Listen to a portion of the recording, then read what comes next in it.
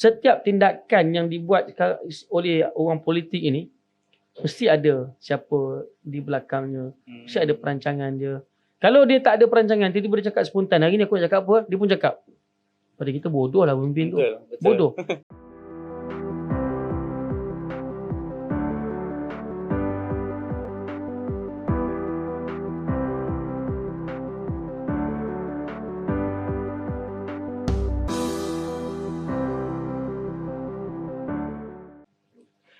Okey, baiklah. Assalamualaikum dan selamat pagi bagi yang menonton pada waktu pagi. Tapi sekarang kita waktu malam. Jadi kita kembali dengan episod Duduk Sebentar. Kali ni bersama dengan Ustaz Azrin. InsyaAllah, kenalkan diri Ustaz. Saya Muhammad Azrin bin Samsudin. Cukup ke tu? Sebab sebenarnya ini adalah kali kedua Ustaz Azrin berada dalam podcast ni. Ya, nak tahu lebih lanjut, tengok episod yang pertama. Tengok episod yang pertama. InsyaAllah banyak topik pasal politik dekat sana tu. Betul. Topik yang panas. Okey, jadi insyaAllah malam ni kita nak berbincang tentang satu topik yang selalu bermain, terutamanya dalam kita punya kancah media sosial lah. China. Kalau kita tengok balik dalam seminggu ni kan, dalam seminggu ni kita dapat dengar tentang isu bak kutih. Kemudian kita dengar juga tentang Kampung Baru Cina, UNESCO. Dan satu lagi topik adalah tentang kempen penjawat awam Cina. Menggalakkan orang Cina untuk masuk ke kerajaan sebagai pekerja awam. Jadi mungkin kita nak go through satu persatu lah pandangan Ustaz. Mungkin Ustaz dah familiar dengan topik bak kutih ni? Ya, bak kutih. Walaupun saya tak makan, tapi saya tahulah tajuk dia tu, cerita dia tu. Saya difahamkan Ustaz pun sebenarnya ada darah daging keturunan Cina juga tu. Betul Ustaz? Ya, Hang Lipoh. Jadi tak asing lah, maknanya tak salah orang lah kita jemput. Ya. Jadi Ustaz boleh cerita sikit pandangan sebenarnya apa masalah bak kutih ni Ustaz? Okey, bismillahirrahmanirrahim. Terima kasih kerana masih lagi sudi menjemput saya walaupun saya bukanlah orang yang ataupun latar belakang yang hebat macam orang-orang lain. Okey, baik, berkenaan dengan negara kita Malaysia ni. Malaysia ni sebuah negara yang identitinya Melayu Islam. Tapi yang peliknya daripada, saya pun tak pasti daripada bila mula, tapi kebelakangan kita nampak betapa kerajaan kita ni ataupun pemerintah kita ni terlalu macam Cina, macam istilahnya macam terlalu kecinaan sikit. Adakah dia Cina ataupun dia terbuka? Dia gunakan terma terbuka. Kita sebagai rakyat Malaysia, semua rakyat yang duduk di negara kita ni, tak kira Melayu, Cina, India, Kadazan dan sebagainya. Tapi dia punya, selain daripada bangsa-bangsa yang kita sebutkan tadi, hanya Cina yang di-highlightkan. Dari sudut sekolahnya, dari sudut bahasanya, dari sudut macam-macam lah, ekonominya. Pada saya, kenapa diutamakan Cina tu kerana bangsa Cina adalah bangsa yang menguasai ekonomi di negara kita. Dan juga di rantau inilah. Saya pergi ke Thailand baru-baru ni. Saya sembang dengan orang Thailand dan juga mata kasar kita pun dapat saksikan betapa orang Cina menguasai ekonomi di Thailand. Walaupun di Thailand juga orang Cina menguasai sana. Ya, walaupun di Thailand dia sudah pun terasimilasi dengan bahasa Thailand, budaya Thailand, tetapi dia masih lagi mengekalkan beberapa identiti dia. Macam kita itu, saya pergi dekat-dekat nak sambut kongsi Pak Chai. Thailand kat mana Ustaz? Saya pergi belah selatan. Tapi nampak identiti. Narathiwat, Yala. Saya pergi Narathiwat, Yala, Patani. Satu lagi apa? Narathiwat, Yala, Patani. Satu lagi. Tak dia ada empat wilayah. Yang dulunya Malaysia. Ya. Betul. Sepatutnya ada 5 kan. Kita tinggal. Baik. Ala kuliah saya pergi. Kita nampak identiti Cina nak sambut Raya Cina tu. Macam kat Malaysia je. Banyak je tanglung-tanglung kan. Habis saya tanya dengan pemandu pelancong kami. Rupa-rupanya orang Cina tu, bangsa Cina menguasai ekonomi di Cina. Dan kita tahulah. Dan dia pun sebutlah beberapa Perdana Menteri yang sebelum ni memang berbangsa Cina. Cuma dia dah terasimilasi dengan budaya Thailand tu dari sudut walak mereka ni kepada raja dan sebagainya. Dia orang kat situ ada sedikit orang kata apa, kelebihan lah berbanding dengan kita kat sini. Bangsa Cina dekat tempat kita ni, dia masih lagi kekal dengan budaya dia, dan juga maknanya banyak lagi lah benda-benda yang payah untuk mereka terasimilasi dengan negara kita.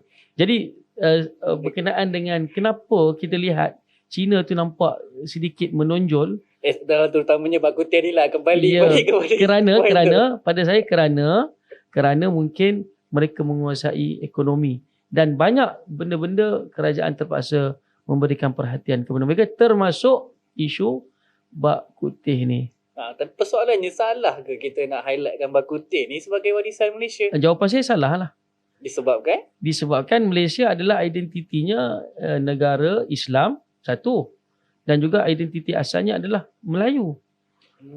Memang pada kita salah, dan ada setiap negara, bak kata Tun Dr. Mahathir, ada identiti dia yang tersendiri. Kalau India, identitinya adalah India, bangsa India, dan mereka highlightkan agamanya Hindu. Kalau di China, bangsanya identitinya Cina, dan agamanya itu agama nenek moyang mereka lah, yang pelbagai tu kan. Kalau di Arab, identitinya Arab, dan dia highlightkan agamanya Islam, walaupun ada minoriti Kristian dan sebagainya. Dan Malaysia, identitinya Melayu kan, Islam, dan agamanya adalah agama Islam. Dan sepatutnya itulah identiti kita. Tiba-tiba kita bawakan satu makanan, menu yang bukan, orang Melayu tak makan benda tu, dan orang Islam tak makan. Kalau kita nak bicara tentang agama, negara Malaysia negara Islam, orang Islam tak makan. Kalau dibicarakan tentang bangsa, orang Melayu pun memang tak makan. Tapi kenapa nak diangkat sebagai menu warisan negara Malaysia ni? Saya cuba nak lawan balik lah. Bukan saya nak kata saya sokong lah, tapi lebih kepada ni pandangan daripada contoh kerajaan sendiri kan. Macam mana je nak kata, sebenarnya bak kutih tu, dia daging tu, dia boleh jadi, tak semestinya daging babi, dia boleh jadi daging lembu, dia boleh jadi daging kambing, jadi ayam, dia tu kan nama lain. Ini kelakar lah. Ini kelakar. Sebab bila mana orang isukan benda ni, dia tiba-tiba kata tak semestinya daging babi. Padahal ketika awal-awal tu memang dia sebut itu adalah sup tulang babi, sup rusuk babi. Tiba-tiba bila ada orang yang tak setuju, dia kata apa juga daging boleh dimasukkan dalam bak kutih. Ni macam mana sebenarnya? Kalau kita jadikan satu menu warisan, mesti ada satu menu yang betul-betul, yang kita betul-betul tegas. Contoh roti canai, kita tak boleh masukkan roti nan. Kalau ada orang bertikai, saya tak makan roti canai. Okey, roti nan pun boleh. Ataupun roti apa ni, macam-macam roti. Itu dah kira nama lain lah. Itu dah lain, itu cerita lain. Begitu juga dengan nasi lemak. Kalau orang tak setuju dengan nasi lemak, tak apa, kita masukkan nasi dagang sekali lah. Tak boleh. Nasi lemak. Bak kutih, dan kita fahami bak kutih itu adalah babi. Dan kenapa nak dimasukkan pula dengan daging-daging yang lain, sedangkan pada awal peringkat awalnya dia kata adalah daging babi. Rasanya mungkin kita boleh sinonimkan yang contoh nasi lemak tu sendiri kan. Kita nasi lemak, sambal mesti sambal ikan bilis. Tapi boleh jadi sambal sotong. Tak, nasi lemak adalah nasi lemak. Dia ada identiti. Itu adalah lauk tambahan. Itu tak ada masalah. Itu lauk tambahan tu tak ada siapa petikai. Dia tetap dinamakan sebagai nasi lemak. Pergilah ke KL, nasi lemak antarabangsa, orang tahu macam-macam menu ada, macam-macam lauk ada. Itu, ini dan sebagainya. Tapi dia adalah nasi lemak. Bak kutih seperti mana yang kita faham. Okey. Jadi kita sebab tu saya nak sebut tadi, maknanya permainan kata-kata tu, kan? Permainan kata-kata tu diolah bila mana ada orang cuba nak lawan, bila ada orang isukan benda ni, dia mula nak kata ini tidak, ini dan sebagainya. Itu kita jangan tertipu dengan kebanyakan cara licik permainan golongan ini. So maknanya mungkin kalau untuk isu bak kutih ni, kita boleh simpulkan lebih kepada dia identiti negara kita adalah identiti Islam, Melayu. Bangsanya Melayu, agamanya Islam. Jadi kalau yang dia bercanggah tu, kita tak patutlah angkat. Memang sangat-sangat tak patutlah. Tak kena langsung dengan budaya kita, dan ia bukan dimakan oleh warisan kita daripada turun-temurun dulu. Sebab Malaysia ni bukanlah sebuah negara yang bermula daripada tahun 1957. Walaupun kita merdeka pada tahun 1957, tapi sejarah awal tu kita jangan lupa, sebab kebanyakan orang melihat sebuah negara itu bermula daripada tarikh dia mendapat kemerdekaan. Itu rugilah. Sebenarnya sebuah negara tu dia bukan bermula daripada awal dia dapat kemerdekaan. Awal lagi sebelum penjajahan tu, betul. Sebab tu kita boleh kekalkan sistem beraja, institusi beraja tu kerana benda tu daripada awal dulu. Betul. Kan? Dan dikekalkan sampai sekarang benda tu.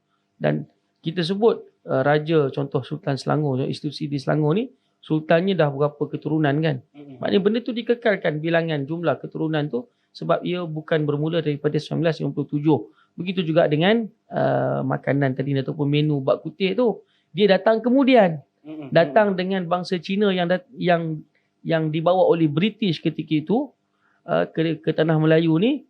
Tiba-tiba dia bawa makanan tu, konon-kononnya selepas itu dia nak jadikan sebagai makanan warisan. Bukan warisan negara, warisan dia je. Betul. Tak sepatutnya diangkat sebagai warisan negara. Saya nak mencela. Tadi Ustaz kata tentang macam mana orang Cina tu sebenarnya dibawa oleh British. Dan sebelum ni kita pernah dengar ada tokoh masyarakat dia menggelarkan sebenarnya orang Cina ni adalah pendatang kan. Sampai dia kena tuduh apa semua. Jadi pandangan Ustaz dia salah ke statement tu? Tak salah. Pendatang ni satu, kalau kita belajar bahasa Arab namanya isim fa'il. Orang yang datang maksudnya pendatang lah kan terjemahannya. Kita yang bercakap, kita panggil juru cakap. Kita je yang fikir negatif. Kita yang fikir negatif. Pun begitu, kalimat pendatang ni memanglah dia punya satu istilah yang kebiasaannya digunakan secara negatif. Tapi perlu difahami, pendatang juga boleh digunakan dalam bentuk yang positif. Maknanya orang yang datang, mereka digelar sebagai pendatang. Tak kira dia datang dengan cara mana sekalipun. Kalau datang secara haram, kita namakan pendatang haram. Parti. Ya, kalau dia datang dengan cara yang mungkin istilahnya halal ataupun dibawa oleh British penjajah ketika itu, mengikut undang-undang ketika itu, dia pendatang juga tapi dibawa oleh British. Dan itu hakikat dalam sejarah. Kita baca buku sejarah pun memang tercatat begitu. Okey Ustaz, kalau macam tu kan. Okey, kita setujulah about identiti ni, identiti Melayu, agama tu Islam kan. Tapi kalau ikut kerangka sekarang ni, masyarakat kita ni masyarakat majmuk, berbilang kaum, dan itulah yang dicanangkan ke seluruh dunia.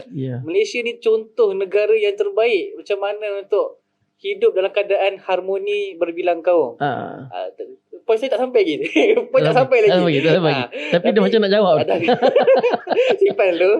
Tapi saya nak kaitkan balik macam mana kita nak menonjolkan kita punya keharmonian kaum ni dengan mengangkat warisan budaya lain ataupun kita mengiktiraf satu kampung. Kalau contoh macam saya katakan tadi, Kampung Baru Cina nak diiktirafkan sebagai kampung warisan UNESCO tu sendirilah.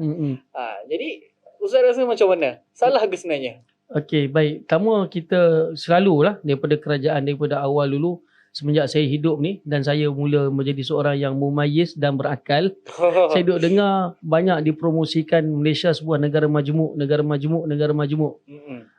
Sebenarnya istilah tu saya baru ni dengar daripada seorang ahli sejarah. Dia kata bahawa Malaysia ni kita tak boleh namakan sebagai negara majmuk. Dia majmuk tu kemudian poin nombor dua kita fikir. Pertama sekali, Malaysia ni adalah sebuah negara yang identitinya yang kita sebutkan tadi.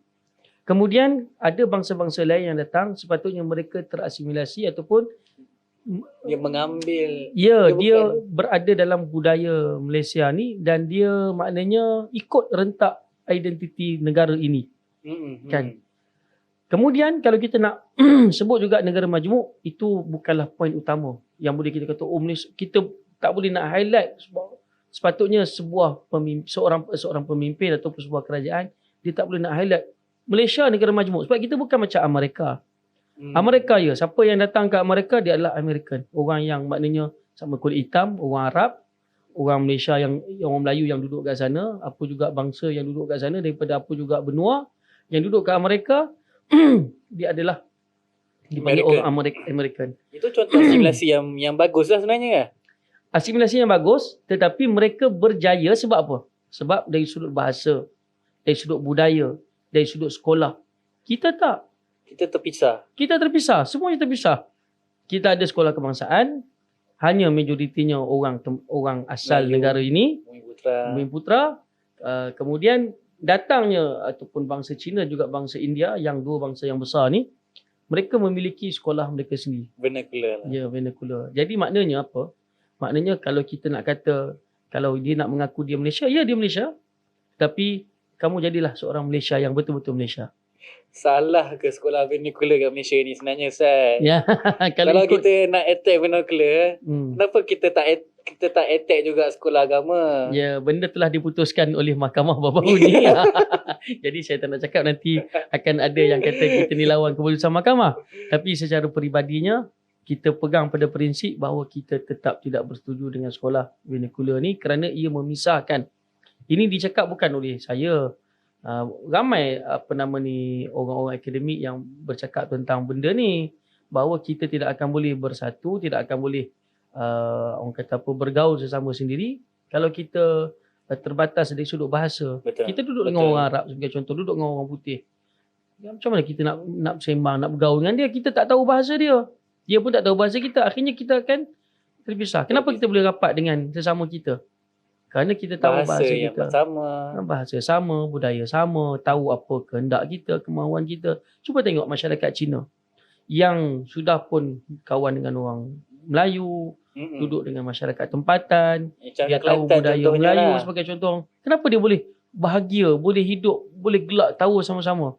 Sebab mereka faham kehendak, tahu apa perkataan yang nak digunakan. Kan? Ini cakap satu benda tapi makna lain. Orang terburu-buru dia cakap terbulu-bulu.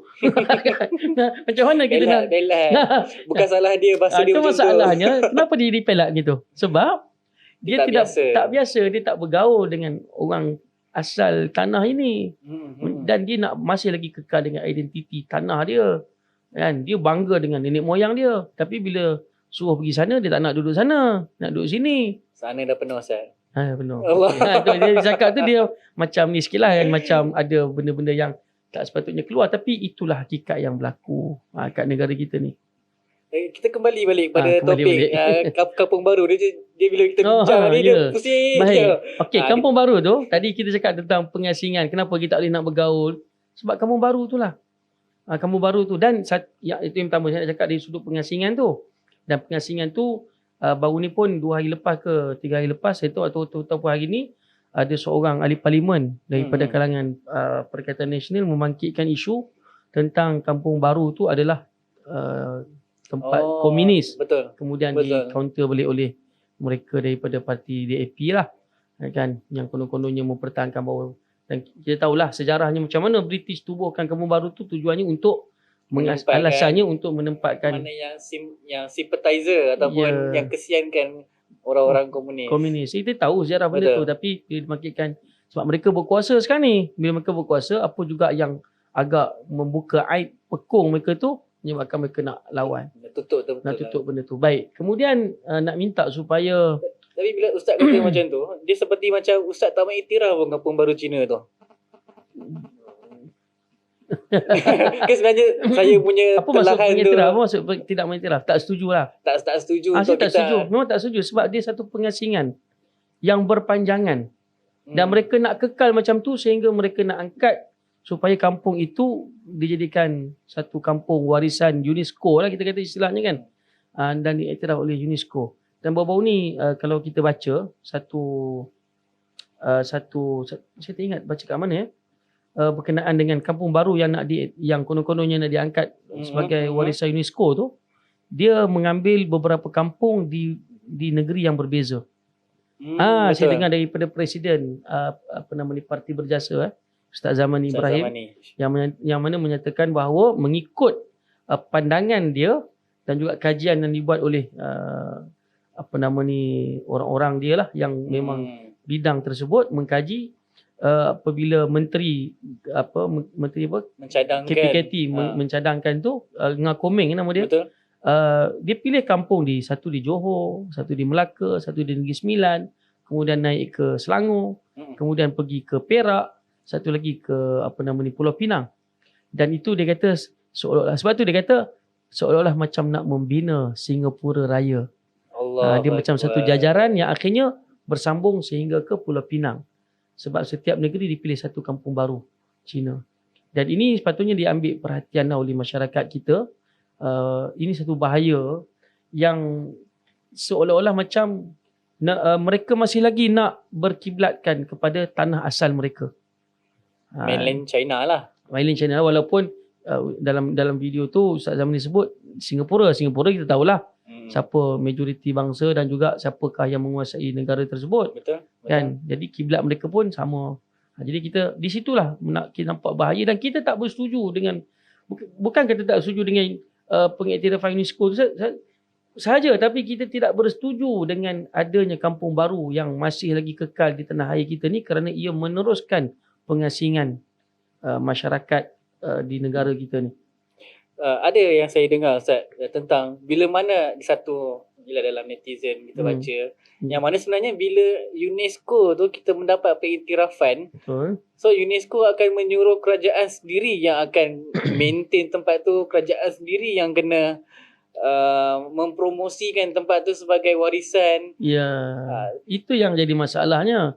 Bila dia diiktiraf oleh UNESCO, kerajaan terpaksa keluarkan satu lagi bajet khusus supaya kampung tersebut dipelihara, dengan bajetnya saya tak ingat berapa, makan ratus juta jugalah untuk satu kampung. Boleh jadi. Makan ratus juta untuk satu kampung. Bayangkan, manfaatnya bukan untuk identiti yang kita nak. Identiti negara, tapi hanya untuk satu identiti bangsa yang bukan asal daripada tanah air ni, yang sepatutnya dia datang ke sini, dia duduk dengan masyarakat ini dan dia mengiktiraf Melayu adalah bahasa kebangsaan dan juga Islam adalah agama negara. Sepatutnya macam tu. Kalau dia duduk kat Amerika, tengok macam mana dia jadi sebagai seorang yang betul-betul Amerika. Kalau duduk dekat Perancis, tengok dia jadi macam mana benar-benar seorang Perancis. Tapi kenapa bila duduk kat Malaysia, dia tak jadi benar-benar orang Malaysia? Setuju Ustaz. Okay. Jadi satu, kita dah go through mengenai Bak Kuteh. Kemudian kita pun dah perincikan lebih tentang isu kampung baru Cina ni. Tapi bila saya tengok balik kan, sebenarnya untuk kampung baru Cina, apakah sebenarnya strategi besar yang kerajaan ataupun mungkin ada setengah pihak nak kemukakan dengan idea kampung baru Cina itu sendiri? Apa kehendak kerajaan sebenarnya? Apa kehendak kerajaan ataupun setengah pihak yang berkepentingan untuk menjayakan kampung baru Cina ni? Ya, kita pasti itu bukan kehendak kerajaan ataupun seluruh menteri-menteri yang ada dalam kabinet. Dia adalah satu kehendak satu kumpulan yang masih lagi berkiblatkan dengan tanah besar. Itu je dia punya matlamat tu, ataupun itu kehendak mereka sahaja, dan tujuannya tak lain tak bukan untuk menghilangkan identiti negara Malaysia ni, sebuah negara yang bangsanya Melayu dan juga identitinya Islam. Agamanya Islam. Ya, betul, agamanya. Bumi Putera lah kita sebut. Melayu ni kita fahamlah, Melayu sebagai bangsa majoriti, dan yang lain-lain tu turut serta sekali lah yang Bumi Putera, yang di Sabah dan juga di Sarawak. Bila kita bercerita tentang Cina ni kan, baru ni kita dengar dalam parlimen ada sebuah YB dia katakan seorang isu YB. Saya pun tengah fikir sebuah YB. Okey, tak apa. Okey, YB tu tak okey sangat. Okey, tak mungkin dia tak sebabkan dia tak okey, keluarlah sebuah tu. Dia sebuah lah. Ya, marah sangat tu. Okey. Dia punya isinya adalah macam mana dia mempertikaikan tentang pelancong daripada China yang tidak balik ke negara China. Difahamkan 1.2 juta. Ya. Jadi sebenarnya kalau kita tengok ni satu jumlah yang besar. Malaysia berapa juta? Tak sampai 10 juta. Ya. 1 point tu dah kira lebih 1%, dah lebih 10% dah sebenarnya. Bangsa dia 10 juta kat Malaysia. Malaysia sendiri dalam tak sampai 10 juta. Okey, baik.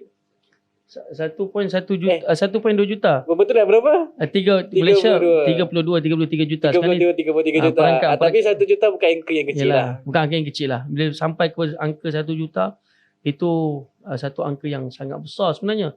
Bukan kata 1 juta, datang 100 orang pun ramai. 100 orang pun ramai. 1.2 juta kita baca yang datang, kemudian sebahagian mereka, bukan sebahagian besar, sebahagian kecil, saya tak ingat berapa persen daripada itu, sudah pun berkahwin dengan orang tempatan. Berkahwin dengan orang tempatan. Jadi bila kahwin dengan orang tempatan, secara logiknya ataupun secara orang kata apa, secara akan datangnya, mereka ini boleh menjadi warga negara.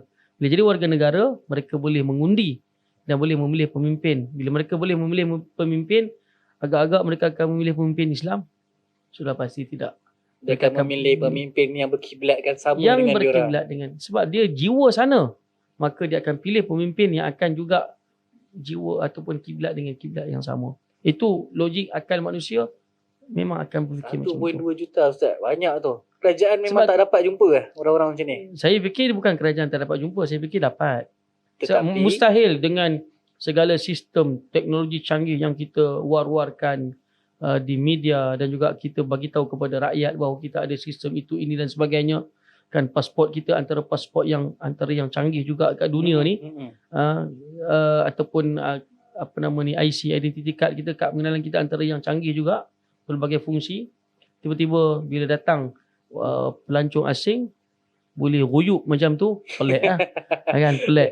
Saya tak sama ada sistem kita ni semakin melemah, sistem teknologi ataupun yang untuk dapat tahu kat mana pelancong tu pergi semakin melemah, ataupun mereka yang berkuasa ataupun pihak berkuasa itu tidak menjalankan tugas dengan sepatutnya.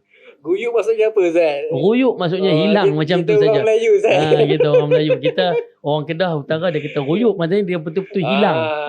Dia bukan bahasa Arab, dia bahasa orang Utara. Masih Malaysia. Ya, masih Malaysia lagi. Itu tanda betul-betul hilang tu, ruyuk ni. Hampir sama macam gaib kan. Ya, betul.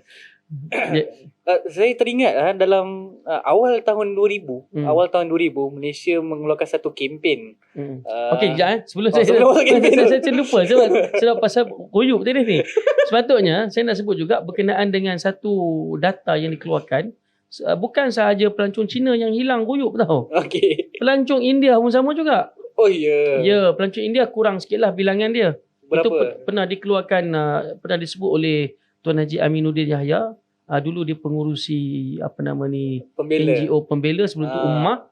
Dia pernah sebutkan benda ni dan pernah dibacakan, saya tak ingat pernah ataupun tidak, tapi sebab saya masa tu rasa macam pernah disebutkan dalam khutbah Jumaat di negeri Selangor. Tak tahu macam mana boleh sebut mungkin tentang integriti ke apa, tiba-tiba dia sebut juga rangka ataupun jumlah tu dalam khutbah. Kebetulan saya tak tidur masa khutbah tu. Jadi saya boleh dengar. Sebab tu saya rasa macam pernah disebut tentang jumlah 1.2 juta pelancong Cina yang datang tak keluar-keluar, termasuk juga dengan India yang datang juga tak keluar-keluar. Tapi jumlah mereka agak sedikitlah berbanding dengan Cina. Pun begitu, kita kena ingat bahawa Malaysia ini dah ada orang Cina yang dibawa oleh British dulu. Betul. Beranak pinak. Kemudian ada juga orang India yang datang daripada sana juga, dibawa oleh British juga, yang sudah pun beranak pinak. Jadi kalaulah ada pelancong daripada China dan juga India sebagai angka tambahan dan mereka duduk dengan masyarakat India dan juga masyarakat China, macam mana pihak polis ataupun pihak immigration nak jalankan tugas sebab muka sama. Kan? Kalau Bangladesh boleh agak lagi kan. Kalau Rohingya kita boleh agak lagi. Ni Rohingya ni, cara gaya ni. Cara dia saya rasa boleh test bahasa Melayu kat dia. Tapi okey, kalau saya buat test bahasa Melayu, saya rasa masih lagi gagal. Sebab apa? Orang India dan juga orang India ni kita kata okey lah, sebab India ni dia masih lagi mudah untuk berasimilasi dengan masyarakat tempatan. Cina ni, kalau kita test, orang Cina yang turun-temurun duduk kat tanah air kita ni pun tak boleh cakap Melayu. Tak boleh cakap bahasa kebangsaan. Dia macam mana kita nak teka dia ni memang asal Malaysia ke, lahir kat Malaysia ke, ataupun dia pelancong yang salah seorang daripada yang ruyuk tu. Cara mudah IC lah. Tengok IC, ada IC Malaysia, tak ada IC. Masalahnya ini masalah banyak dia bereko-reko ni. Bila kita cek IC, rupa-rupanya ada sindiket sebelum ini yang telah pun ditangkap buat IC palsu. Yang di Pulau Pinang tu kan. Itu bukan, saya ingat bukan kes yang pertama. Sebelum ni pun banyak kes IC palsu yang bertebaran kat negara kita ni. Dan itu salah satu kes yang mungkin ditangkap dan mungkin, saya tak tuduh, tapi kemungkinan ada lagi benda dunia ni siapa boleh buat sendirilah. Asal ada demand kita betul. Boleh buat supply. Mesti minda kapitalis lah. Ya, minda kapitalis. Asalkan ada keuntungan. Okey. Kembali pada tadi, Ustaz cuba nak mengelak MM2M. MM2M tu kempen Malaysia pada awal tahun 2000 yang mana kita inginkan pelabur daripada luar. Kita perkenalkan skim Malaysia My Second Home.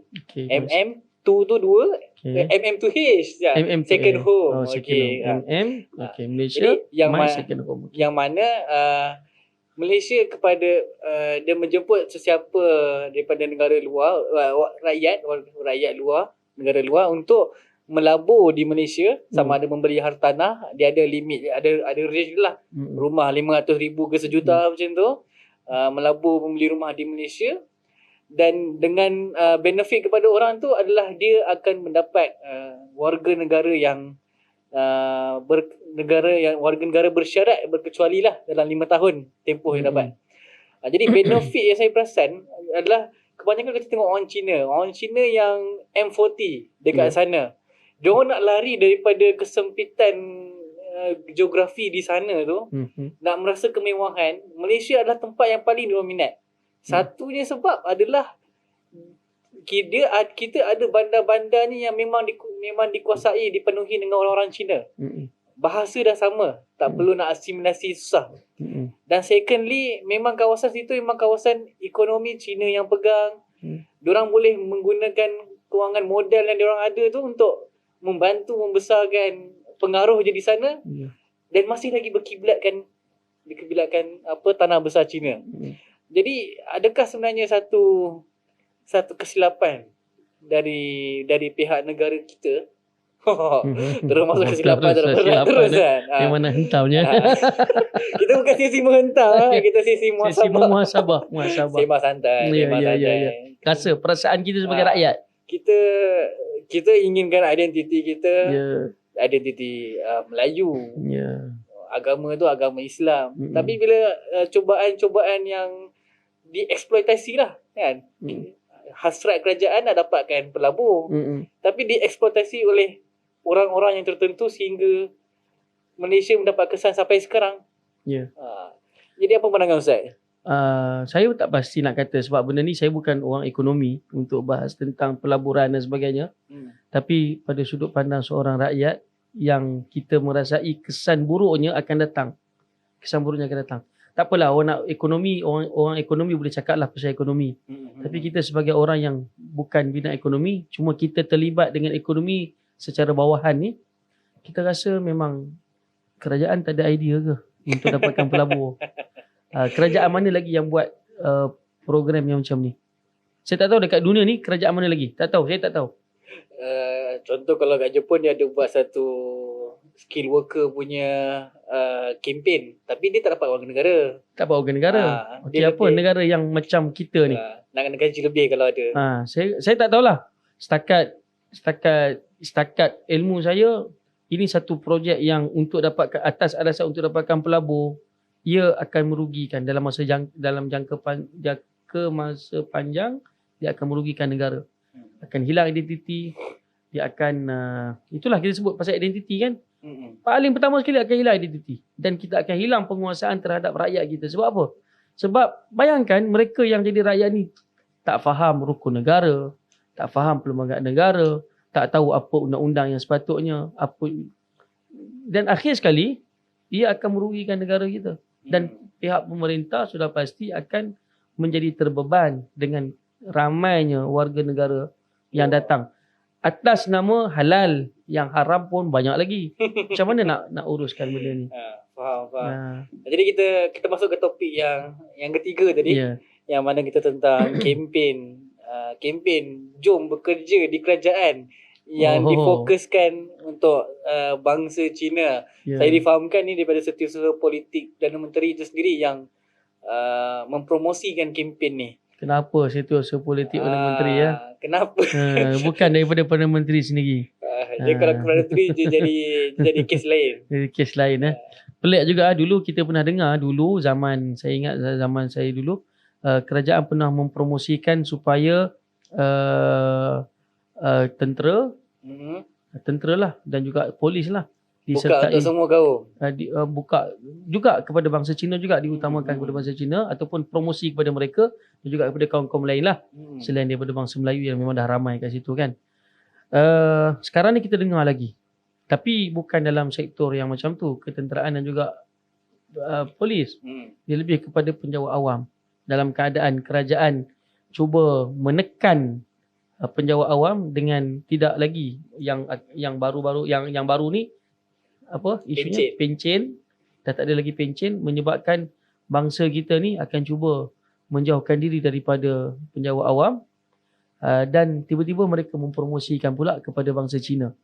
Adakah soalan adakah jika ramai orang-orang Cina menyertai sektor awam gini, kerajaan akan patah balik, kerajaan yang sama akan patah balik ataupun akan tarik balik isu pencen tersebut dan akan memberikan nikmat semula kepada mereka daripada bangsa Cina ni. Tak buatnya. Sebab anda kata tak buat ekonomi. Anda kata tak, kita boleh cakap benda ekonomi. Belanjawan besar untuk pencen. Tak apa, saya tak cakap pasal tu. Saya bukan orang ekonomi. Saya bukan orang ekonomi. Tapi kita nak tahu, setiap tindakan yang dibuat oleh orang politik ini, mesti ada siapa di belakangnya. Mesti ada perancangan dia. Kalau dia tak ada perancangan, tiba-tiba dia cakap spontan. Hari ni aku nak cakap apa, dia pun cakap. Pada kita bodoh lah pemimpin tu. Betul. Bodoh. Dia mesti cakap berdasarkan perancangan awal. So, apa perancangan awal? Apa perancangan sebelum? Kenapa dia nak mempromosikan bangsa Cina? Sebelum tu kenapa dia nak menghentikan pencen? Sebab dia kata pasal ekonomi. Itu yang tertulis atas kertas. Yang tersirat kita tak tahu. Begitu juga dengan orang kata apa salahnya kita promosi orang Cina, sebab Cina pun Malaysia juga. Malaysia juga.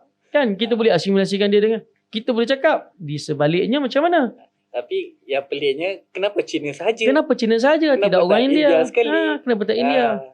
Sebab tu saya pribadi, saya melihat masyarakat yang pendatang ini daripada China dan juga India ni, orang India adalah masyarakat yang cepat untuk menerima asimilasi ataupun terasimilasi dengan masyarakat tempatan. Sebab tu kita ada masyarakat mamak kan, orang mamak, kawan-kawan kita pun ramai yang dia kata dia Melayu. Contoh macam YouTuber terkenal tu, siapa nama? Tok Singa.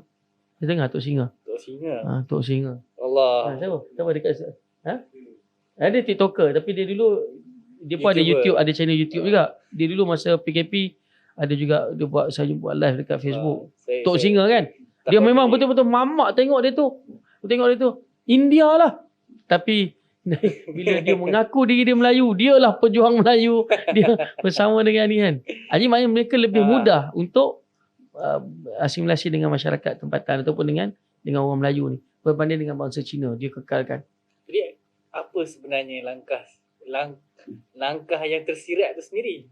Itu saya tak tahulah tak tahu yang tersirat. Tetapi bacaan kita sudah pasti ada benda-benda yang kita tak maulah. Maknanya menguasai sektor awam kan, macam tu kan. Kita takut sebab kita mengambil pengajaran. Kita ni Malaysia ni alhamdulillah Allah Taala bagi banyak contoh-contoh. Dari sudut nak menjaga Islam, kita mengambil pengajaran macam mana yang berlaku kepada sahabat-sahabat kita serumpun di Indonesia. Kita tengok bahayanya macam dekat Indonesia tu sampai terlalu terbuka sangat. Pluralism sangat. Open. Dan kita mengambil di Malaysia ni, kita jangan kita jadi macam tu. Kita melihat kepada apa yang berlaku di Singapura. Di Singapura sebagai contoh. Kita kata moga-moga perkara yang berlaku dekat Singapura tu, hilangnya identiti asal Temasek tu tidak berlaku di Malaysia ni. Amin. Jadi saya pun baru ni pergi ke Thailand. Thailand kami ziarah satu pondok tu. Pondok tu dia dekatlah dengan sempadan dengan Kedah ni. Memang baru ni pun ada pensyarah-pensyarah daripada USIM datang ke ziarah pondok tu, dan memang ada sekitar 21 institut pengajian tinggi di Malaysia bekerjasama dengan pondok tu, sebab pondok tu adalah tempat untuk mereka ni menyimpan panggil apa ni? Khazanah tulisan tangan, dia panggil apa? Manuskrip Melayu lama. Termasuk daripada manuskrip Turki pun dah mula simpan dekat pondok tersebut. Oh ya. Yeah. Dan saya pergi pondok tu ada pacak bendera Thailand, bendera Malaysia. Thailand, Malaysia. Kata ni macam dekat Malaysia. Apa nama pondok tu, Ustaz? Saya tak ingatlah pondok tu, tapi saya masukkan dalam channel YouTube saya, boleh tonton channel YouTube saya. Pandai segway. Channel YouTube saya satu perkongsian. Boleh buka tengok, saya rakam ucapan salah seorang wakil daripada pondok tu berkenaan dengan harapan masyarakat Melayu di Thailand terhadap masyarakat Melayu di Malaysia ni. Tapi menarik sebenarnya kalau kita tengok macam mana keadaan dekat petani tu sendiri kan. Macam mana diorang walaupun berada di negara Thailand, tapi identiti Melayu tu masih lagi kuat. Ya, sebab mungkin mereka ditekan. Kita tak nak sampai kita ditekan baru kita nak mempertahankan identiti kita. Kan? Sekarang kita ada peluang, kita masih lagi berada di atas. Masih lagi menguasai politik. Masih lagi menguasai politiknya. Walaupun ekonomi kita dah tak menguasai, tapi politiknya kita kuasai.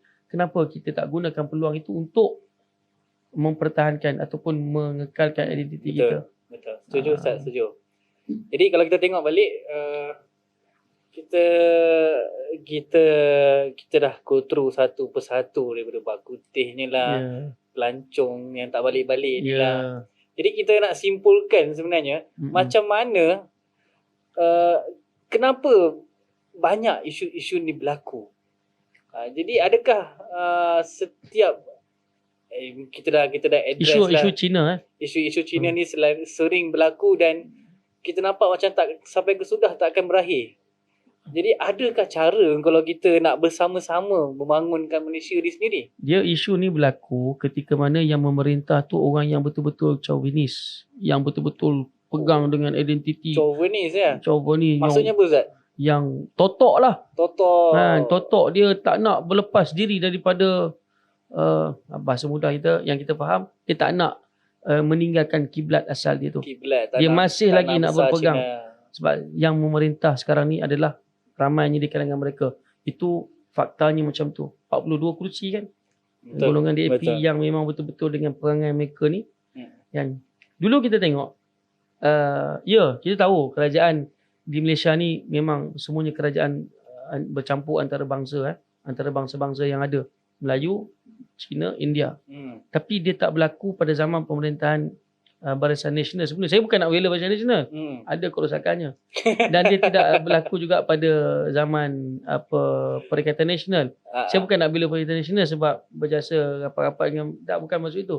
Tapi kita nampak penonjolan identiti Cina ni secara kuat, secara ekstrim ni bila zaman PH. PH. Jadi bukan kita cakap ni kerana kita benci pada PH tak, tapi persoalan kenapa timbul pada zaman PH. Masa awal pemerintahan dia pada fasa pertama dulu, sebelum dia zaman Mahathir lah, zaman Mahathir, Mahathir kali kedua tu, kenapa timbul waktu tu? Masa tu siapa, contoh kita ambil Lim Guan Eng kan, Menteri Kewangan. Dia siap bawa lagi talung apa benda tah, identiti dengan Cina-Cina dia tu masuk dalam pejabat Kementerian Kewangan dia kan. Kemudian masa PN tak nampak dah tak ada dah. Lepas tu timbul pada zaman pemerintahan PH kali kedua ni pun dia mula timbul, tapi dia agak kurang sikit lah pada yang pertama tu. Mungkin mereka dah ambil pengajaran. Tapi masih lagi ni sampai tahap nak bak kutih, kemudian kampung warisan UNESCO, kampung-kampung baru Cina ni, nampak lagi ke arah situ. Kan nak pergi ke arah lebih rasmi. Sebelum ni dia buat cara-cara ni kan. Itulah maksudnya. Jadi macam mana tadi kata adakah tak boleh bersama? Dia boleh bersama, tak ada masalah. Yang penting sekali dari sudut pendidikan. Dia tak boleh wujudkan satu kementerian perpaduan kemudian dia nak uruskan supaya rakyat ni bersatu hati, tak boleh. Dia bukan benda tu dah bahasa Melayu kita apa? Kita punya ni meluntur buluh dari rebungnya. Daripada awal lah. Dan tadi pun saya ada salah seorang anak murid saya Cina. Anak murid saya Cina ada. Ustaz ajar apa? Ajar bahasa Arab. Ajar bahasa Arab. Tapi identiti Melayu tu ada. Melayu Arab tu hampir sama. Anak murid saya Cina, tapi dia masuk Islam. Dia tak apa, dia kekalkan nama dia dengan nama Cina dia tu, kan. Tapi kenapa boleh tanya, tadi saya ada sempat sembang sebelum sementara tunggu pelajar-pelajar lain masuk. Dia kata saya boleh masuk Islam sebab dulu saya kawan dengan orang Melayu. Kan? Gaul dengan orang Melayu, saya dengar azan. Dan dia kekal dengan budaya Cina tak nak, dia kekal budaya Cina, masih lagi sambut. Kita pun masih lagi dalam grup kita ucap Kongsi bacai dia kan. Selamat Tahun Baru Cina. Dia pun terima kasih kan. Maknanya tidak ada masalah. Tapi dia boleh bersama, harmoni dengan kita, baik dengan kita sebab apa? Sebab dia tidak ada tak ada gap lah, tak ada halangan. Dia menyokong lah Ah, berbalik kepada identiti kita, betul. berbalik dengan bersetuju dengan kita punya Tak ada agama. masalah. Tak ada Betul. masalah sebenarnya. Benda tu sebenarnya okey. So sebenarnya kita Tapi kalau sebenarnya dari, sebenarnya ada pemimpin-pemimpin yang ada kepentingan. Pemimpin-pemimpin bangsa Cina yang ada kepentingan tertentu yang mungkin dia nak dapatkan populariti, lalu dia sama ada populariti secara peribadi ataupun mungkin ada perancangan-perancangan di belakang dia yang dia itu menjadi puppet untuk bercakap supaya negara ini berkiblatkan kepada tanah besar. Wallahu alam, kita tak tahu. So maknanya kita dari segi individu kita tak ada masalah sebenarnya. Tak ada masalah. Cuma bila mana ada gerakan yang memang ditubuhkan khas untuk menjatuhkan ataupun melawan kita punya identiti ni, itu yang kita cuba pertahankan. Ya, kita tak ada masalah dengan bahasa Cina. Kita pun bermuamalah dengan bahasa Cina. Dalam sekolah kebangsaan ramai je orang Cina yang ramai kita hidup harmoni. Cikgu dulu saya cikgu bahasa Inggeris saya orang India, okey je. Kan? Okey, kita hidup harmoni. Tak ada masalah. Okey, tapi cuma masalahnya ada sesetengah kelompok yang nak itu yang kita kena pertahankan. Okey, kata Ustaz, sebelum kita akhiri kita punya duduk sebentar. Dan kita mungkin sambung ke sesi lain. Tapi kata lah sekali tentang topik Cina ni. Okey, katalah saya supaya ianya terakam dengan baik, suara kita keluar. Tolonglah. Takut lama ni idea dah. Bila dia dah keluar, dia tak masuk dah. Dia kena buat take saya dia. Tengok tak keluar. Ya salam.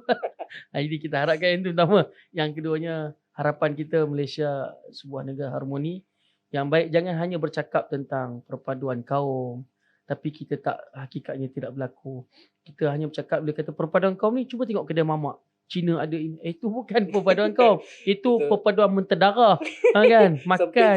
Sempit sangat. Cakap Cina pun duduk meja dia je. Kan? Cuba tengok, saya balik Kedah. Kedah ni antara negeri Melayu majoriti. Dan orang Cina datang. Saya suka makan kat kedai kawan saya. Dia roti canai. Kedai mana Ustaz? Saya duduk dekat Kota Sarang Semut. Sarang Semut. Isteri saya lah. Tapi saya suka makan dekat Sungai Limau Dalam. Ni kalau orang Sungai Limau Dalam tengok ni, dia seronok dia lah. Dia sebut Sungai Limau Dalam kan. Makan. Orang Cina duduk semeja. Duk gelak aku hang sembang kan. Itu kat Kedah. Kat Kelantan pun sama. Kalau kita pergi Kelantan, kat Terengganu pun sama. Negeri-negeri yang majoriti Melayu, harmoni hidup. Kan? Sebab tu ada saya dengar satu YouTube ni dia orang Cina Kelantan. Dia kata kami duk suka Cina KL, dia kata. Dia tak suka Cina KL. Sebab apa Cina KL ni dia belagak sikit kan. Saya sebutlah pandangan dia lah. Pandangan orang tu terhadap bangsa dia yang duduk di KL. Dia tak suka sebab apa? Dia ada ni. Lepas tu yang berlaku isu memaki hamun bangsa Melayu yang dekat airport tu ke? Tak, yang baru ni diturunkan dimasuk dalam TV per TV tu. Profesor apa nama? Teo. Profesor Teo lah, Teo. Betul. Dia ada sebut kan. Dan dia sekarang ni tengah berbelah dengan apa? Dengan ahli parlimen Teresakok. Betul. Kan dia kata ada satu grup WhatsApp yang memaki orang Melayu kan. Mencemooh atau menghina orang Melayu. Dan dia buat laporan polis kan. Betul. Maknanya ada grup tu. Dan grup ni yang kita tak mahu ni. Dialah yang tidak mengharmonikan. Kita okey. Duduk okey. Kenapa dia nak suuzon, nak sangka buruk pada kita, nak meremehkan kita, pandang kita dengan pandangan yang hina. Awak ingat kita tak ada duit ke? Kau nak duit ke pun tahu. Walaupun dia pegang ekonomi. Ingat kita pakai cash black card tak ada duit kot. Ingat dia dapat nombor 1, nombor sampai nombor 10 tu orang dia dah ekonomi orang Melayu pegang. Tengok dah terduduk dah salah seorang Tan Sri tu kan. Duk merayu supaya dia punya hentikan boikot. Baru dia tahu siapa pegang ekonomi sebenarnya. Betul. Ni dia belum marah, dia cakap utara sikit. Faham Ustaz. Nak bagi tahu sebenarnya kita boleh hidup harmoni. InsyaAllah. Okey. Jadi ingat ending tu nak turun ke bawah. Dia mana kan? Rasa tak sambung lagi. Tapi cukup lah. Sebab takut tak terakam. Jadi terima kasih Ustaz Azrin untuk sesi kali ini. Terima kasih juga kepada tim production. Dan juga kita nantikan untuk episod seterusnya dalam Duduk Sebentar. Saya host untuk kali ini, Muhammad Firdaus. Kita berjumpa lagi. Assalamualaikum warahmatullahi wabarakatuh. Waalaikumsalam warahmatullahi wabarakatuh.